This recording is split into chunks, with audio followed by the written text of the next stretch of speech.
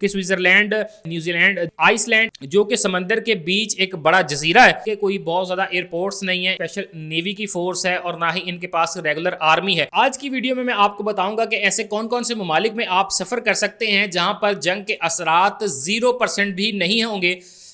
پہلی جنگ عظیم ہو یا دوسری جنگ عظیم ہو، ان تمام تر ملکوں پر اس کا قطعی طور پر کوئی اثر نہیں آیا تھا، بلکہ وہاں پر نہ تو کوئی ریگولر آرمی ہے اور نہ ہی ان ملکوں کے پاس نیوی ہے، نہ ہی ان ممالک پر میں ایئرپورٹس ہیں۔ جی ہاں، آج کی اس ویڈیو میں آپ کو یہ تمام تر چیزیں بتاؤں گا، چونکہ اس وقت خدشات یہ ظاہر کیے جا رہے ہیں کہ تیسری عالمی جنگ کا آغاز ہو چکا ہے یا ہو جائے گا، چونکہ اس میں ایک کے بعد ایک بہت سے ممالک کی انٹریز ہوتی جا رہی ہیں۔ تو اب لوگوں کے ذہن میں یہ خدشات بھی ہیں کہ اگر خدا نہ خواستہ تیسری جنگ عظیم کا آغاز ہو جاتا ہے اور ایسے میں ہر ملک کے پاس تقریباً اس وقت نیوکلیئر پاور ہے، اور ایسے میں اگر جائیں گے تو عام لوگ کہاں جائیں گے؟ ملینئر ہوں، بلینئرز ہوں، یا ایسے لوگ جو کہ خود کو محفوظ جگہ پر شفٹ کرنے کی استطاعت رکھتے ہوں گے، تو یہ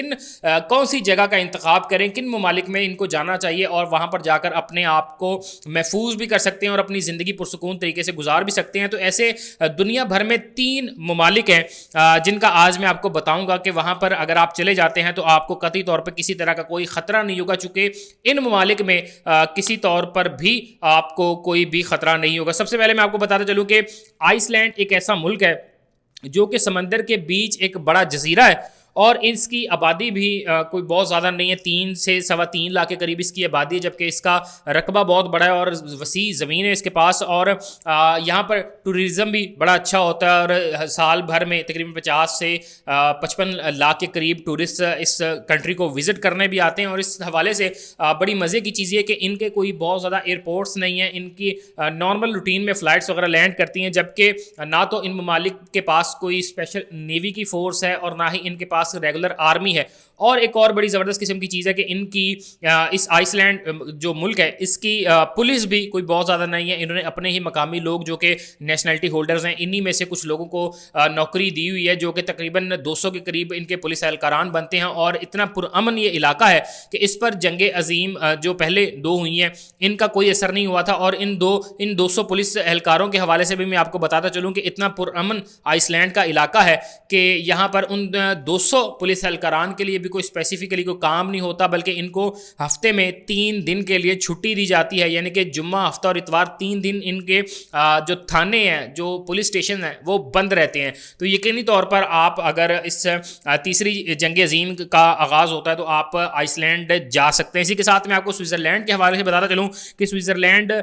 پر جنگ عظیم جو پہلی جنگ عظیم ہوئی یا دوسری جنگ عظیم ہوئی، اس پر قطعی طور پر کوئی اثر نہیں ہوا تھا، اور یہ بالکل محفوظ رہا، چونکہ بنکرز بنے ہوئے ہیں۔ اگر پہلی تو چیز یہ کہ سوئٹزرلینڈ ہو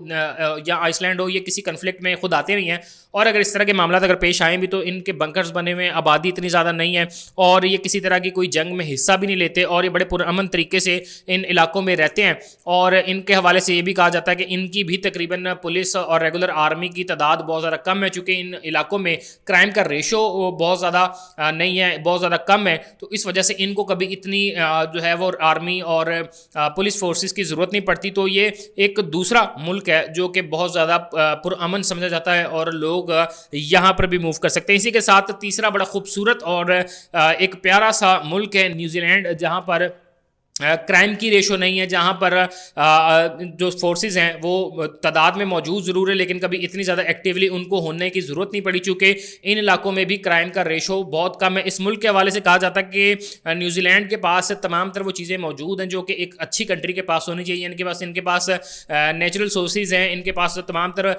واٹر ریسورسز ہیں، ان کے پاس فوڈ ریسورسز ہیں، ان کے پاس سرسبز قسم کی زمین ہے، اور اس طرح کی تمام تر فیسلٹیز ان کے پاس موجود ہیں، اور یہ بھی کبھی کسی بھی جنگ میں کسی بھی کنفلکٹ میں نہیں آتے اور کسی بھی دوسری کنٹری کے ساتھ اپنے تعلقات خراب نہیں کرتے۔ تو ایسے میں یقینی طور پر آپ اس چیز سے اندازہ لگا سکتے ہیں کہ یہ 3 ممالک آئس لینڈ، سوئٹزرلینڈ اور نیوزی لینڈ، یہ 3 ایسے ممالک ہیں کہ اگر جنگ عظیم سوئنگ ہوتی ہے تو آپ کو ان 3 ممالک میں قطعی طور پر اگر آپ موو کر جاتے ہیں تو قطعی طور پہ کوئی خطرہ نہیں ہوگا، کسی طرح کا آپ کو کنفلکٹ کا سامنا نہیں کرنا پڑے گا، آپ کی زندگی کشمکش میں نہیں گزرے گی، بلکہ آپ ایک پرسکون اور بڑی زبردست قسم کی انجوائیبل لائف جو ہے وہ گزار سکیں گے، اور آپ زندگی سے لطف اندوز ہوں گے۔